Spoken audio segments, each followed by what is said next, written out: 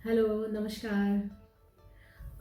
Previously हमने एक video record किया था जो एमपीपीएससी की तैयारी से संबंधित था, जहाँ पे हमने प्रीलिम्स और मेंस और कैसे तैयारी की जाए ये सारी बातों पर डिस्कशन किया था।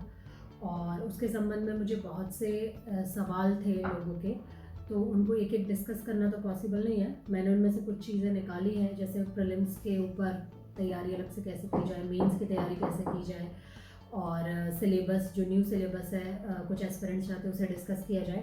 तो फ़िलहाल चूँकि 11 अप्रैल को हमारा प्रीलिम्स है 2020, और लगभग मेरे ख्याल से 40 से 50 डेज़ बचे हुए हैं।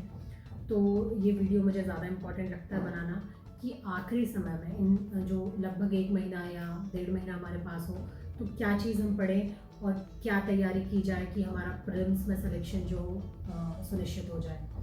तो देखिए, एमपीपीएससी में इसलिए ज़्यादा ज़रूरी भी हो जाता है प्रीलिम्स में सिलेक्शन और अलग से तैयारी कि क्योंकि प्रीलिम्स बहुत ज़्यादा फैक्चुअल होता है एमपीपीएससी का, जहाँ फैक्ट्स बहुत ज़्यादा पूछे जाते हैं, और एस्पिरेंट के लिए ये पॉसिबल नहीं होता कि वो इतने सारे फैक्ट्स को या याद ज़्यादा समय तक रख सके। तो हम क्या ऐसा करें आखिरी समय पे, क्या ऐसा पढ़ें कि हमारी तैयारी ज़्यादा परफेक्ट हो जाए और एग्ज़ाम क्वालिफाई करने के में हम सक्षम हो जाए। तो मैंने पेपर भी एनालाइज़ किया, जो 2020 का सिलेबस भी देखा। तो एक चीज़ मुझे बहुत अच्छी ये सिलेबस में लगी कि बहुत ज़्यादा स्पेसिफिक कर दी है चीज़ें, जो पहले सिर्फ एक शब्द में होता था कि मध्य प्रदेश का समसामयिक, उसे अब उसे भी और मतलब फोकस्ड करके या उसे और पॉइंट वाइज बता दिया है कि आपको समसामयिक घटनाओं में भी महत्वपूर्ण व्यक्तित्व, स्थान, घटनाएं पढ़नी है ना, खेल से संबंधित प्रतियोगिताएं, पुरस्कार पढ़ने हैं, ठीक है। तो ये बहुत आपका ज़्यादा ही फोकस्ड अलग से मतलब मैंशनड है इसमें टॉपिक, जो कि एग्ज़ाम की दृष्टि से इम्पोर्टेंट है। तो बहुत अच्छी चीज़ है ये कि आपको जहाँ एक विस्तृत में से भी स्पेसिफाइड टॉपिक्स बता दिए गए हैं कि यहाँ से क्वेश्चन आएंगे, ठीक है। दूसरी इंपॉर्टेंट चीज़ हो गई कि सिलेबस में तो स्पेसिफिकली लिख दिया गया है कि क्या क्या चीज़ आने वाली है।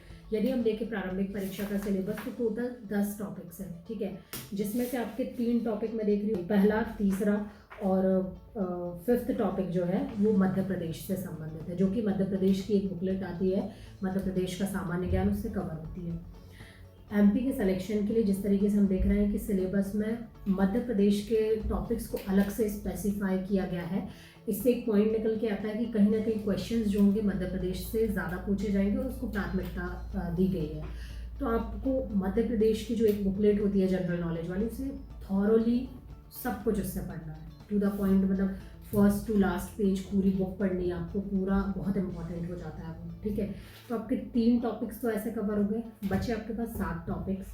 तो इनको भी यदि पढ़ने का मैं आपको थोड़ा सा जो मैं फॉलो करती थी स्ट्रैटेजी, वो आपके साथ शेयर करना चाहूँगी कि मैं जो अभी यहाँ पे अलग से टॉपिक एनालाइज किए, ये पहले मेरे द्वारा एनालिसिस किया गया जा चुका है, कैसे प्रीवियस ईयर्स को पेपर्स देख के कि कैसे समसामयिक अपने आप में बहुत बड़ा है, पर एमपीपीएससी में समसामयिक में भी क्या पूछा जाता है।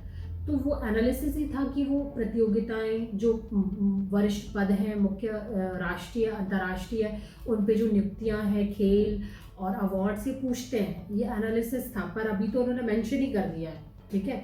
तो आपको इसको पढ़ने में प्रॉब्लम नहीं चाहिए, टू द पॉइंट जो है मेंशन किया गया वो चीज़ें आप पढ़ते चलो, ठीक है। आपके पास है 40 से 50 डेज।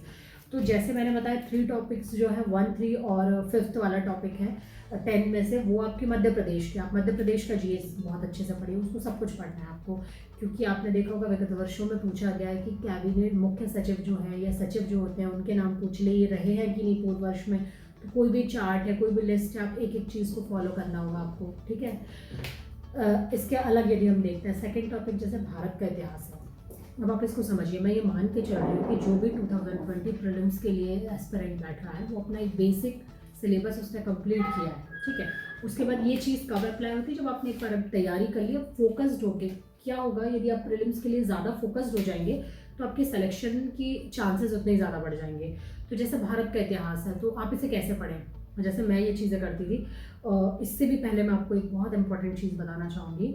आप क्या करें कि 1995 से लेके अभी तक के क्वेश्चन पेपर्स मार्केट में मिलेंगे आपको, जिसके भी मिले, जिस भी पब्लिकेशंस के हों, वो आप मार्केट से ले लें और प्रीवियस ईयर पेपर को सॉल्व करना शुरू करें। उसे कैसे सॉल्व करें, सिर्फ दो दृष्टि होनी चाहिए, दो आपका वे से। एक तो वहाँ से आप फैक्ट्स भी कलेक्ट कर रहे हैं, सॉल्व कर रहे हैं, आप खुद उसको तैयार करते जा रहे हैं, एक्स्ट्रा में जो डिस्क्रिप्शन में लिखा होता है उसको थोड़ा सा गूगल भी कर लें, संबंधित चीज़ें भी आपको पता चल जाएंगी। साथ ही साथ एक एनालिसिस भी करते जा रहे हैं आप, ठीक है। जैसे आप 1995 का पेपर सॉल्व करते हैं और आपके समक्ष क्वेश्चन आता है कि इस यंत्र के आविष्कारक कौन थे, तो आप अलग से लिख लें कि आपको साइंटिफिक जो खोज हुई है, जो बनाए गए यंत्र, उनकी खोज किस वैज्ञानिक ने की है, वो पढ़ना इंपॉर्टेंट है। तो आपने लिख लिया। नेक्स्ट आपने देखा कोई विटामिन, उसकी खोज किसने, तो आपको वो लिखते चलेगा, आपको पूरे विटामिन के चार्ट को एक बार देखना, ठीक है। तो ये एनालिसिस, एक वहाँ फैक्ट्स भी आप कलेक्ट करते जा रहे हैं इन्फॉर्मेशन, और दूसरी चीज़ आपको और वो डिटेल में वो पूरा चार्ट कवर करना है, ये लिखते जा रहे हैं। इस तरीके से आप पूरे पेपर तैयार कर लें तो आपको बहुत सारा हिस्सा आप देखेंगे रिपीट हो रही है चीज़ें, आपको एमपीपीएससी का पैटर्न समझ में आएगा, प्रीलिम्स में क्या आता है, तो एक आपकी बहुत अच्छी तैयारी उससे ही हो जाएगी। कम से कम 5 से 10 दिन में आप ये पूरा काम कर लें, वो भी आप एक स्टडी मटेरियल बन गया जिसको आपको रिवाइज करने की ज़रूरत है, ठीक है।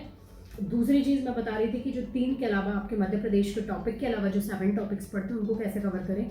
तो जैसे मैं भारत का इतिहास आपका दूसरा टॉपिक है, तो आप एक बार पढ़ चुके हैं, अब आपको फोकस होकर क्या पढ़ना, जब पेपर आप एनालाइज करेंगे और निकालेंगे, तो जहाँ तक मैंने एनालिसिस किया है तो आप देखेंगे राजवंश से बहुत क्वेश्चंस होते हैं, आप उसको फोकस करें। उसके बाद वेद पुराण, आपके साहित्य कई वर्षों में हर बार पूछ लेते हैं, ऋग्वेद का ब्राह्मण ग्रंथ कौन सा है, तो वो किस वेद के कौन से ब्राह्मण ग्रंथ है, वो आप बहुत अच्छे से पढ़ लें। उसके बाद उसमें लिखा हुआ है घटनाएं, तो अलग अलग समय पे जो भी विशेष घटनाएं रही हैं वो पढ़ लें आप।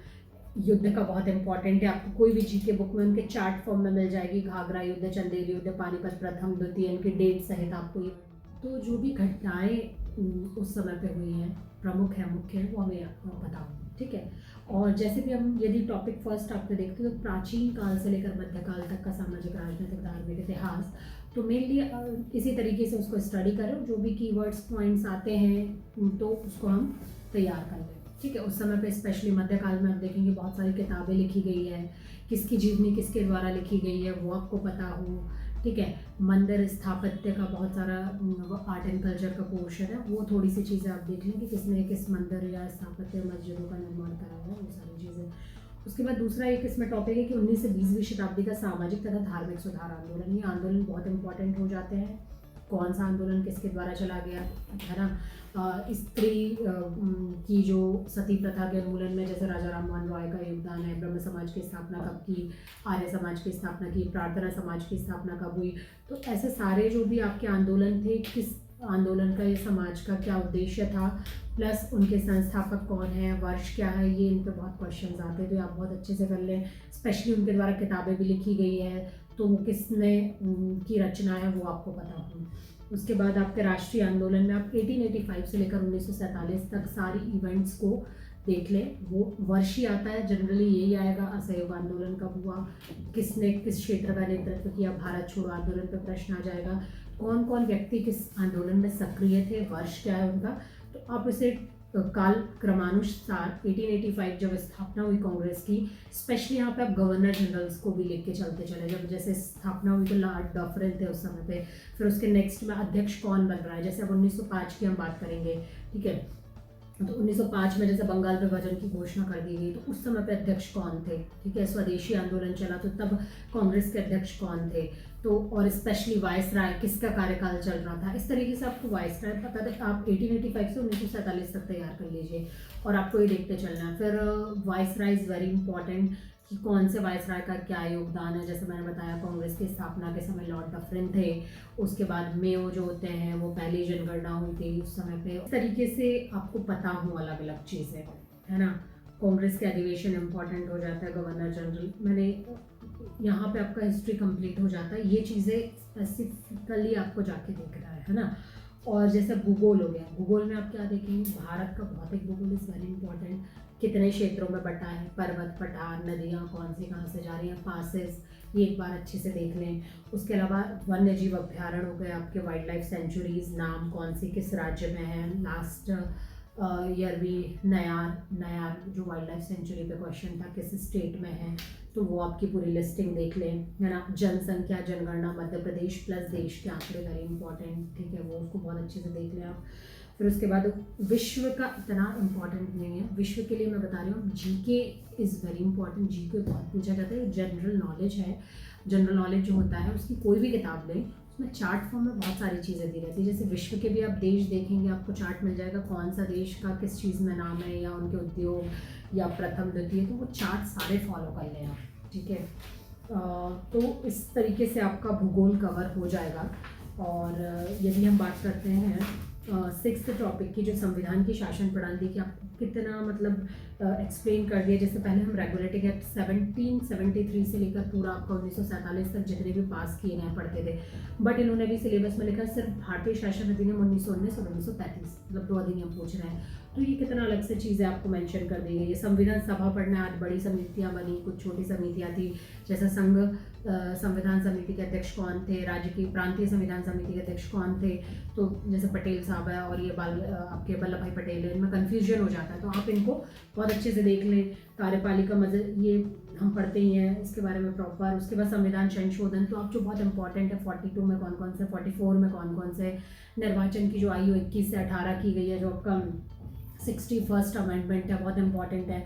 फिर आपका 52 वाला जो है आपका 10th शेड्यूल जिसमें जोड़ा गया, बहुत इंपॉर्टेंट, ये बार बार आते हैं। तो ये जो मैं बता रही हूँ आपको अलग से, बट जब आप प्रीवियस ईयर की जो मैंने पहली एक्सरसाइज बताई वो बहुत इंपॉर्टेंट है। 95 से आप अभी तक के वर्ष के, ये ऑलरेडी आपके तैयार हो चुके रहेंगे और ये कई बार रिपीट हो चुके रहेंगे और आप एनालाइज कर चुके होंगे कि मुझे संविधान में भी क्या पढ़ना है, ठीक है। आपका लगभग 70% आपको टच करने की जरूरत है, 30% एरियाज है जिनसे क्वेश्चन आ रहे हैं, ये आप देखेंगे, ठीक है। विज्ञान एंड पर्यावरण में, विज्ञान के लिए आप जीके की बुक के पीछे जो फैक्ट्स दिए रहते हैं उनको पढ़ लो। कई बार जो चीज़ें उनमें कौन सा अम्ल है तो उसका चार्ट मिलेगा आपको। विटामिन आप मैं बता रही हूँ, पोषण देख लें, आविष्कारक है उनकी खोज देख लें, इनके सारे चार्ट्स पे जाइए और उनके जो फैक्ट्स मतलब बुलेट पॉइंट्स में पीछे दिए रहते हैं वो पढ़ लें, सफिशिएंट है आपके कम समय में। स्पेशली और जो टेक्नोलॉजी से रिलेटेड अपडेशन हो रहा है उसको करंट से थोड़ा सा देख लें। अंतर्राष्ट्रीय राष्ट्रीय घटनाक्रम में आपका स्पोर्ट्स बहुत इंपॉर्टेंट है। कोई भी राष्ट्रीय अंतर्राष्ट्रीय स्तर पर हमने प्रतियोगिताएं जीती है वो बहुत इंपॉर्टेंट है। मध्य प्रदेश के व्यक्ति ने यदि कोई प्रतियोगिताएं जीती है तो वो तो और भी इम्पोर्टेंट हो जाता है। उनको कौन से पुरस्कार दिए जा रहे हैं वो इम्पोर्टेंट है।